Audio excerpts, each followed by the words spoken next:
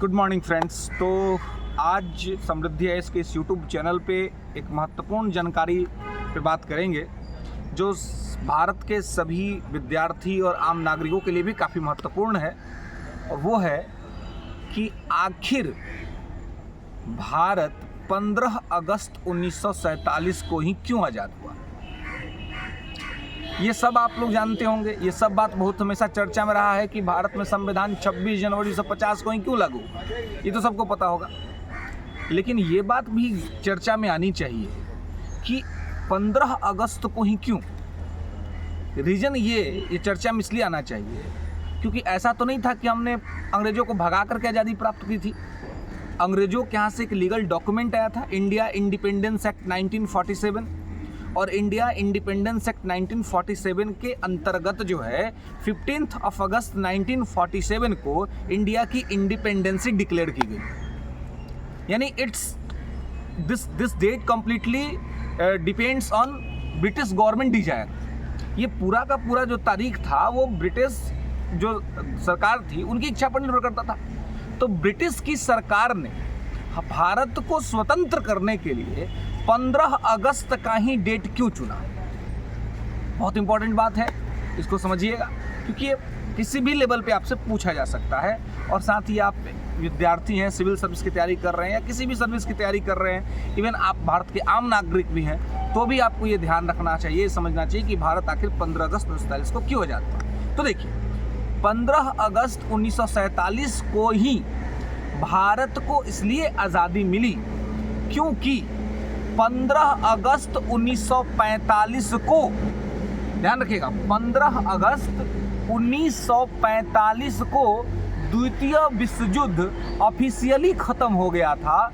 और इसमें जो है आपको ये कहा गया था कि देखिए 15 अगस्त 1945 को सेकेंड वर्ल्ड वार कम्प्लीटली ख़त्म हुआ, और इसके ख़त्म होने के बाद जो है इसी डेट को ब्रिटिश गवर्नमेंट ने अपने लिए विक्ट्री डेट माना कि ये जो वर्ल्ड वार चल रहा था, सेकेंड वर्ल्ड वार, इसमें ब्रिटेन कब विजित हुआ, कब ऑफिशियली ये अनाउंस हो गया कि वो एक विजेता राष्ट्र बन गया। ये अनाउंस हुआ 15 अगस्त 1945 को, 15 अगस्त 1945 को। तो 15 अगस्त 1945 के वजह से 15 अगस्त का जो दिन था, जो 15 अगस्त का जो दिन था, वो उनके लिए मेमोरेबल था, वो उनके लिए विक्ट्री डेट था, वो उनके लिए सेलिब्रेटिंग डेट था। तो किसी भी कॉलोनिकल स्टेट को, किसी औपनिवेशिक राज्य को, किसी गुलाम देश को यदि छोड़ना है, उसे आज़ाद करना है, तो किस डेट पे करे? तो ऐसे डेट पे करे जो जिस डेट का हमारा सिग्निफिकेंस हो, जिस डेट का हमारा महत्व हो। तो अंग्रेज़ों के लिए किस डेट का महत्व था? अंग्रेज़ों के लिए 15 अगस्त का महत्व था। इसलिए उन्होंने 15 अगस्त 1947 को भारत को आज़ाद किया।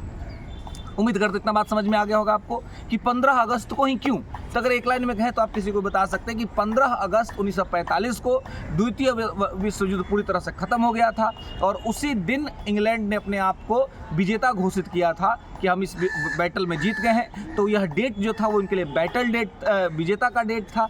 और इसी वजह से उन्होंने, जब भारत को स्वतंत्र करने की बात हुई, तो ये उनकी अपनी मर्जी थी कि वो कब स्वतंत्र करेंगे, तो इसलिए उन्होंने 15 अगस्त को भारत को इंडिपेंडेंट किया, दूसरा किसी डेट को इंडिपेंडेंट डिक्लेयर नहीं किया। और जिस समय ब्रिटिश गवर्नमेंट, भारत स्वतंत्र हुआ, उस समय ब्रिटेन में जो थी वो लेबर पार्टी की सरकार थी, और लेबर पार्टी के सरकार में प्रधानमंत्री थे क्लीमेंट एटली। और भारत में उस समय जो गवर्नर जनरल था, या यूँ कहें कि वायसराय के तौर पे जो आया था, वो था लॉर्ड माउंटबेटन। एक और इंटरेस्टिंग बात मैं आपको बताना चाह रहा हूँ कि आप देखेंगे कि आज़ादी से पूर्व जो है वो, मतलब लॉर्ड माउंटबेटन से पहले जो वायसराय थे उनका नाम था लॉर्ड वेवेल। और भारत में विभाजन भी चल रहा था, एक तरफ पाकिस्तान भी बन रहा था, पाकिस्तान के लिए डिमांड्स हो रहे थे, तो भारत में बहुत बड़े स्तर पर सांप्रदायिक गतिविधियां हो रही थी। वेवेल इससे बहुत घबरा गया, और वेवेल ने अपनी होम गवर्नमेंट को, यानी कि अपने गृह सरकार को ये मैसेज दिया कि सत्ता हस्तांतरण का काम हमसे नहीं होगा, किसी और को भेजिए। तो ब्रिटिश गवर्नमेंट ने अपने सबसे काबिल ऑफिसर, उनका सबसे काबिल ऑफिसर था लॉर्ड माउंटबेटन, जिसने सेकेंड वर्ल्ड वार में जो काफ़ी चैलेंजिंग पॉइंट्स थे, उन चैलेंजिंग पॉइंट्स पे उसने लड़ाई लड़ी थी, इसलिए उसको भारत भेजा गया।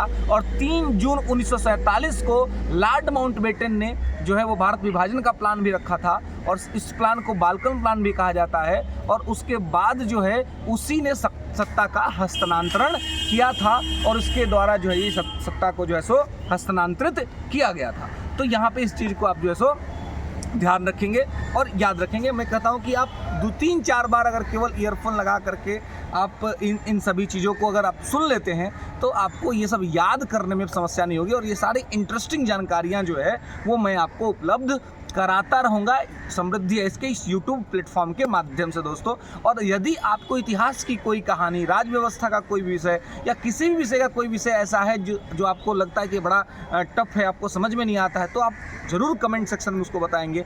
मैं उसको एक इंटरेस्टिंग वे में, कहानी के वे में मैं आपको समझाने का प्रयास करूँगा।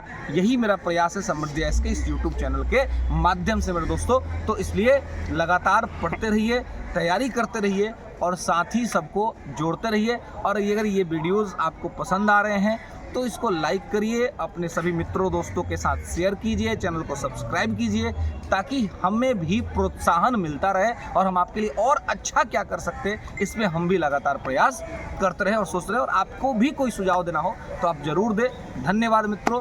समृद्धि IAS के साथ समृद्ध बन रहिए, तब तक सुखी रहिए, स्वस्थ रहिए और समृद्ध रहिए। फिर मिलेंगे अगले वीडियो में। धन्यवाद।